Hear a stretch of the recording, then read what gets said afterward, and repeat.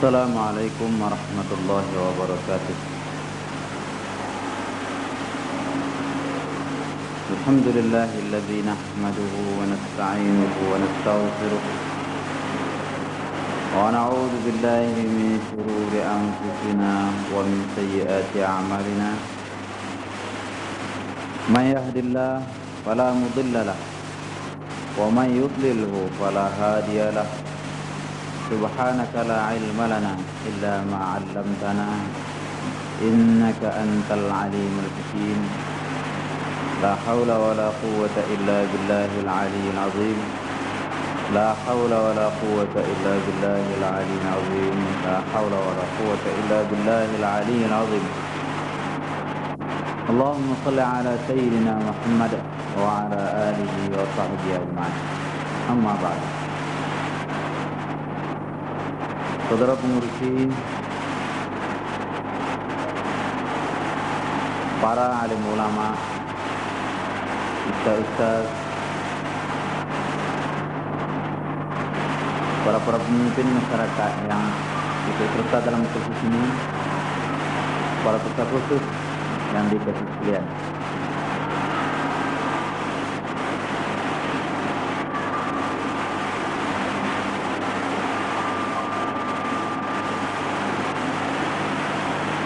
Allah Subhanahu wa ta'ala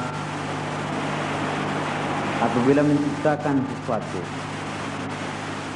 maka ia akan mengadakan satu peraturan yang akan membawa kepada akhir barang yang diciptanya itu.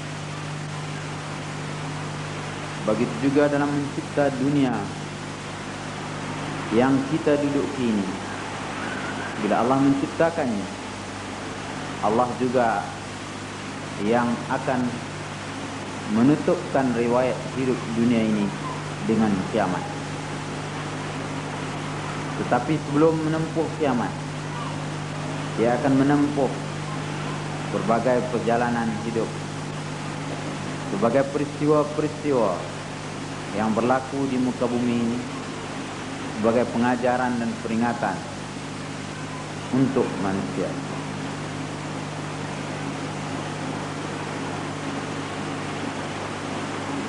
Saudara-saudara yang dikasihi sekalian, satu daripada perkara yang kita perlu tahu dalam masa kita cuba untuk menegakkan hukum hakam Allah di muka bumi, kita perlu tahu dalam suasana apa kita berada sekarang. Kita perlu tahu dalam zaman apakah kita berada sekarang, supaya dengan memahami zaman apa yang kita duduki ini, kita dapat bertindak dengan tepat mengikut panduan yang diberi oleh Rasulullah sallallahu alaihi wasallam. Mengikut apa yang dipahami daripada hadis Rasulullah.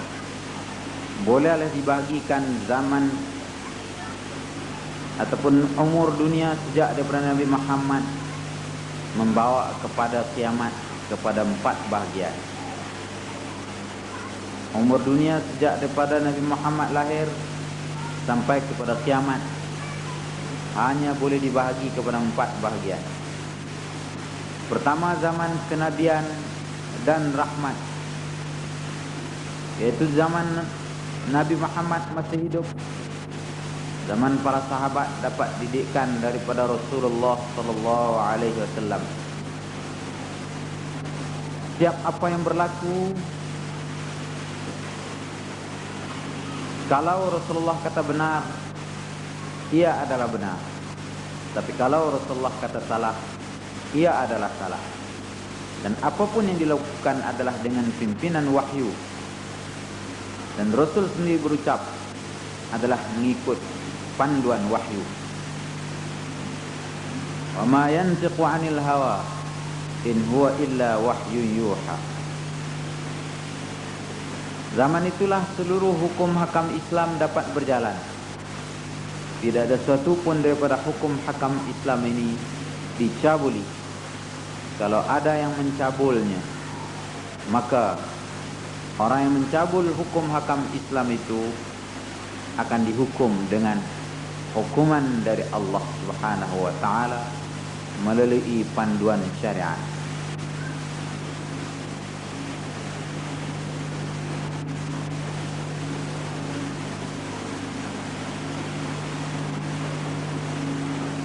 Di zaman kenabian dan rahmat itulah kita dapat lihat di dalam sejarah peristiwa yang aneh-aneh. Di antara yang anehnya ialah orang jahat, orang durjana, orang mujrimin ini mau menyerah diri kepada Rasulullah untuk minta dihukum. Ia mau minta dihukum seperti seorang yang telah berzinah di zaman Rasulullah, minta dihukum baling dengan batu biar sampai mati.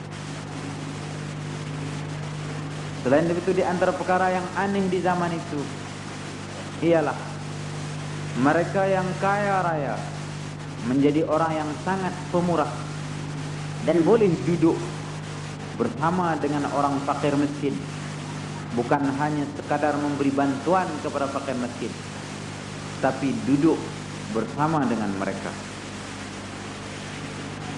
Di antara perkara yang aneh juga yang berlaku di zaman Rasulullah itu, bangunnya orang-orang yang digelar belalang padang pasir, yang tidak mempunyai pendidikan tinggi,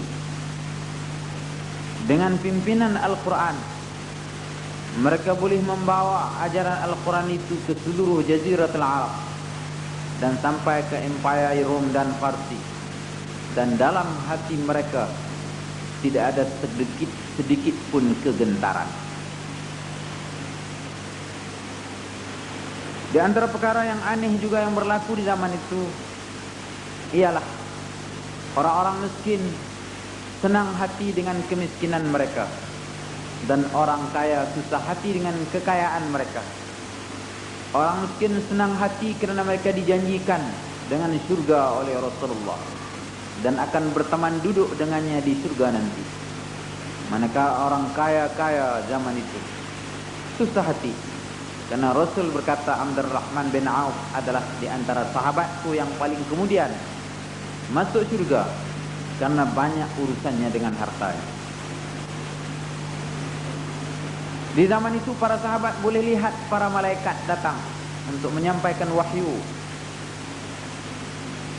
Di zaman itu para sahabat boleh mengadu kepada Allah dan Allah menurunkan wahyu seperti berlaku kepada Khawlah. Di zaman itu orang memfitnah Aisyah.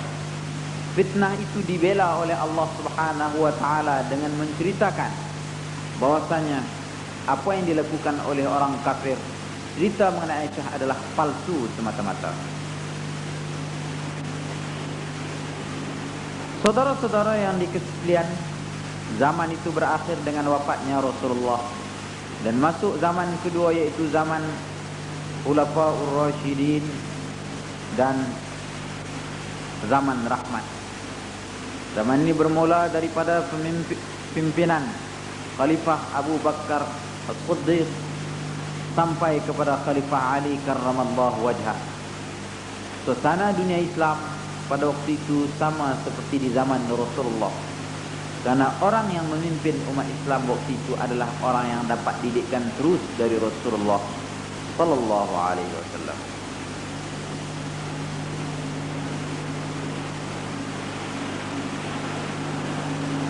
Apabila wafat Ali karramallahu wajhah, masuklah zaman keempat.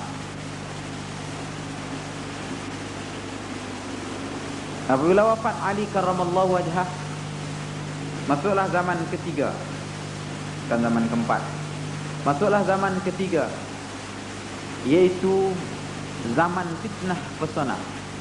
Bermula daripada pemerintahan Muawiyah bin Abi Sufyan sampai kedatangan Imam Al-Mahdi. Zaman ini amat panjang dan berbagai peristiwa yang berlaku di dalamnya. Dan daripada datangnya Imam Mahdi sampai kepada kiamat, itulah zaman keempat. Saudara-saudara yang dikasihi sekalian,